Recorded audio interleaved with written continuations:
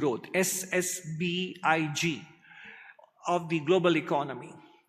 And as I mentioned earlier, India and UK are the co-chairs of this group.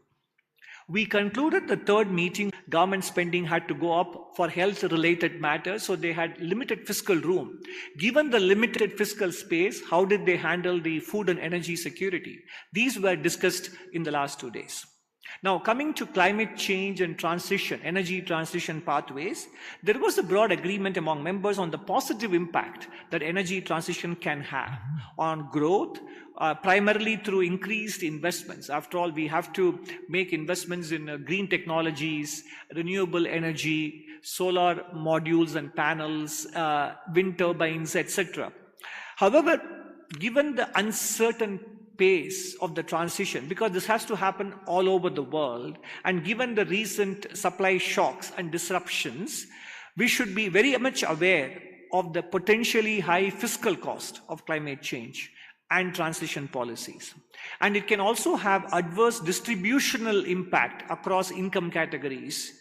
And given the short time frame that countries have, labor market adjustment will also be something very critical in our decision making on how quickly we transition to non-fossil fuels, and what is the level of investment required, and what is the level of fiscal support that will be required to take care of the affected population, affected communities, affected geographies, etc. So these are all important considerations, especially for emerging market and low-income countries.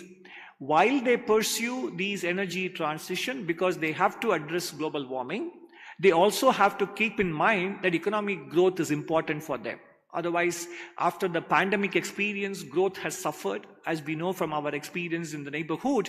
But it's important that growth also is maintained, and only growth will give them the resources to invest for energy transition. These are some of the issues. These are all ongoing issues. There are no finality at this point. We need to keep discussing them. We need to keep sharing experiences, and we need to enhance our understanding of the different circumstances that countries face so that we can come up with tailor-made responses for each country based on drawing from global experiences. So it's an ongoing process. And then today, on the second day, we had a side event when experts from across the world discussed the implications of financial globalization. Globalization meant free movement of goods and services across the world. So financial globalization means free movement of finance and liberalization of financial sector across the world. That has its own consequences, both good and bad. So there is this working group for the first time discussed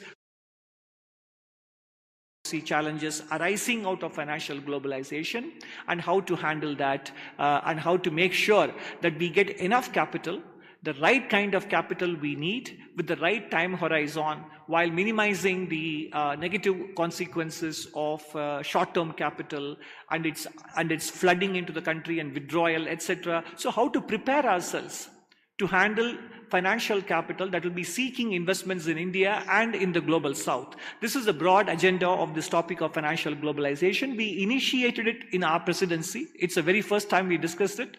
It will be carried forward in the Brazilian presidency of the G20, we hope. And there were also events planned to provide opportunity for our delegates to enjoy the natural splendor of this beautiful town, Kochi, and the cultural heritage. I must tell you that based on my feedback, they really had a great time. In fact, they are saying that every time they get only pleasantly surprised. They said, when we think you can't do better than this, you guys do better than this. And I must thank the organizers, the hotel, the community of Cochin. Personally, for me as well, it's always a pleasure to come back here, and many delegates from across the world are carrying back with them very, very positive and pleasant memories of the 2.5, 3 days they spent in Cochin. And yesterday, for example, they were hosted to a sadhya, accompanied by a cultural performance in the evening, and they greatly appreciated it, and they really enjoyed eating on the plantain leaves, actually. Reserve Bank of India, on its part, which is a partner with the Ministry of Finance, they hosted a Jan Bhagidhari event or events aimed at enhancing the G20 discussions on financial inclusion and people-centric economic policies and financial policies. They had a series of events on financial literacy, awareness program on what G20 is about, a painting competition, note exchange mela, among others, targeted at the giant of work.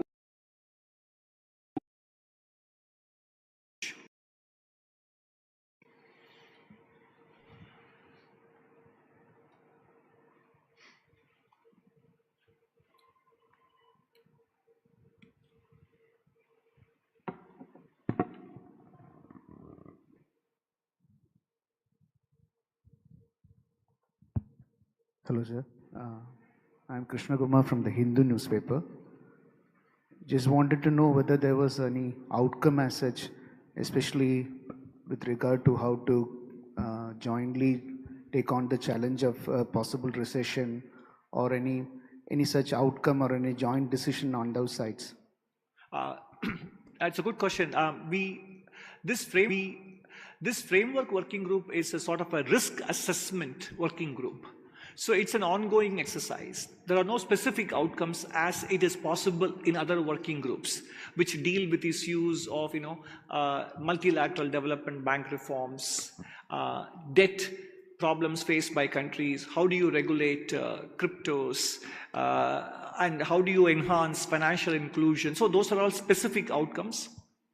Framework working group is a dialogue group on assessing economic risks coming from policies followed by individual countries and also by global events and developments. So the outcomes are basically preparation of the report and some policy actions and recommendations which could then go into the communique of the finance ministers and central bank governors. And as you know very well, G20 is a forum whose recommendations and proposals are voluntary or non-binding. So they are more of suggestions and sharing of experiences, not so much as outcome-based.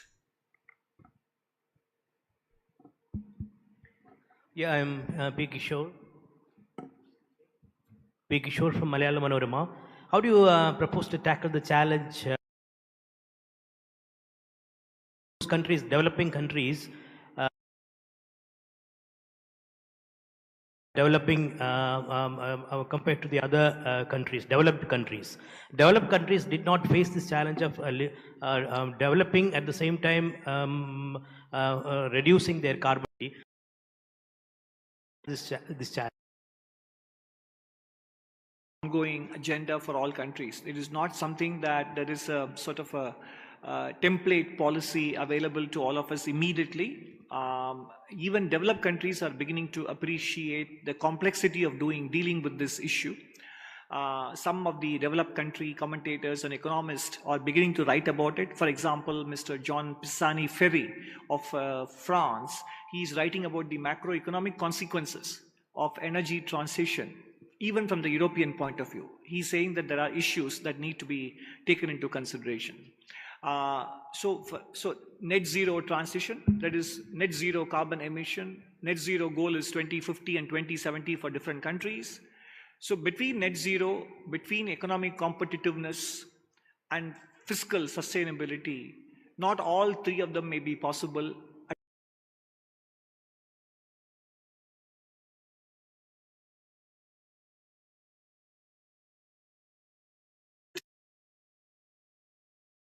Enable energy as further increasing our investments in non-fossil fuels, and we may also have to wind down some of the fossil fuel assets. That will create its own cost as well. So we have to estimate the resource requirements, and most of it will come from domestic sources, provided we have domestic economic growth as well. Because economic growth is what gives us the resources to undertake energy transition. So, and this is a challenge that is much more acute for some other low-income countries compared to India. So these are the more we engage in a conversation about the various challenges in this, the trade-off, then more and more we will be able to find solutions that suit each country's circumstances. Specifically, what they are is difficult to spell out in advance because this will vary from country to country. But the FWG working group provides the ideal platform to keep engaging with each other so that there is a better appreciation of the priorities for developed countries and for low income and developing countries.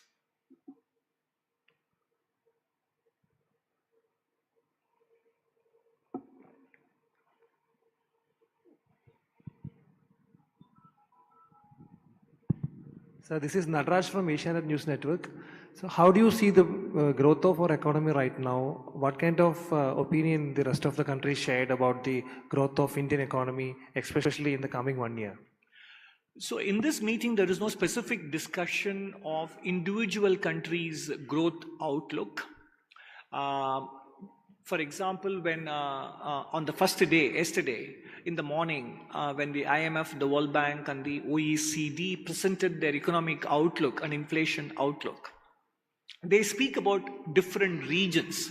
The developed countries, the group of developing countries, Asia, they speak in aggregate. They don't speak about individual countries. Therefore, there is no specific discussion of individual country prospects and policies in this meeting.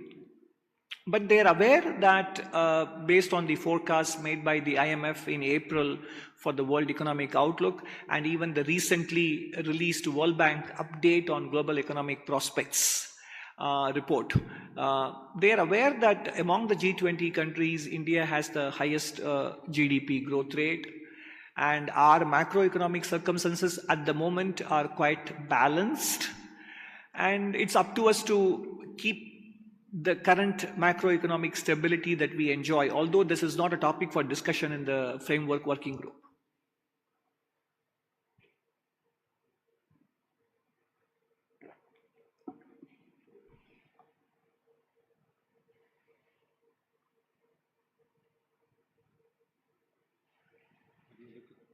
Any other question?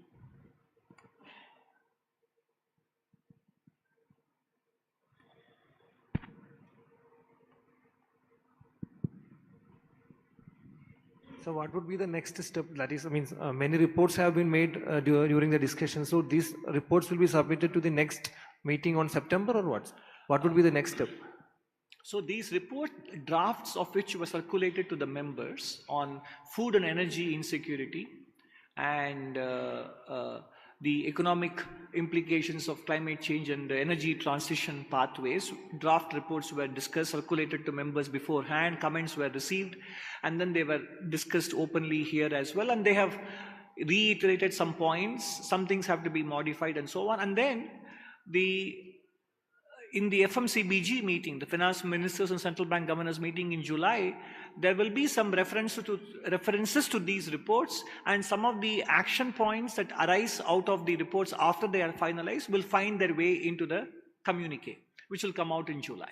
And then it is up to each country, depending on its individual circumstances, to implement them as they deem fit in their own pace, etc. That's the way it works. What about the September meeting at Delhi, G20 meeting? It has nothing to do with the same reports?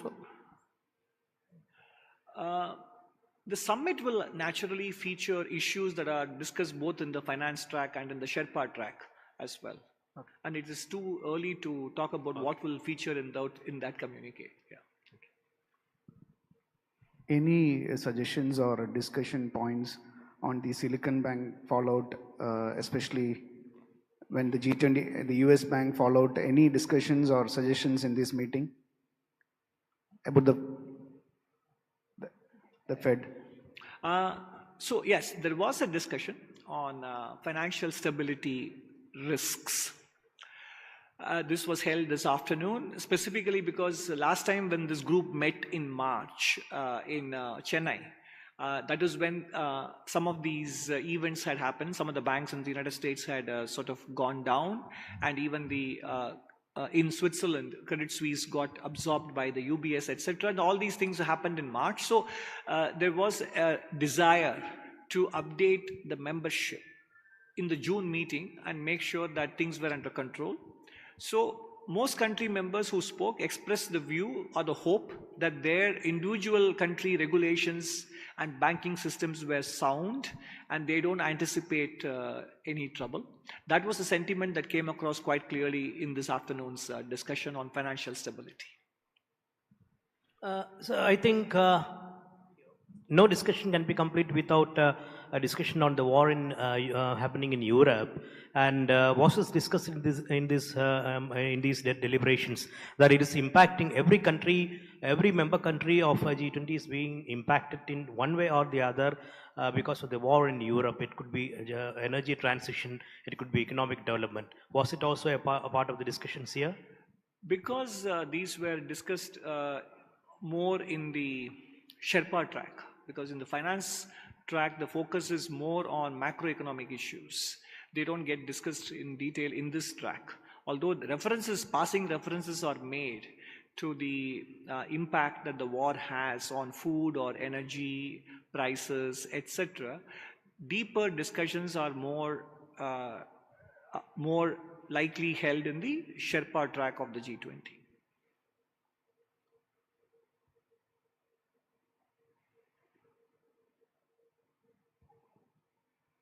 Any more question?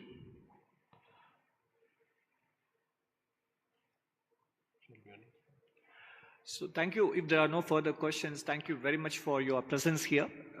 As I said, on behalf of the G20 delegates from other countries and on our behalf, we are very thankful to this district and the local administration, the management and the police department and all people who contributed to making these 2 to 3 days a very pleasant and memorable experience for all of us, including delegates from other countries. So it'll be our pleasure to be back here.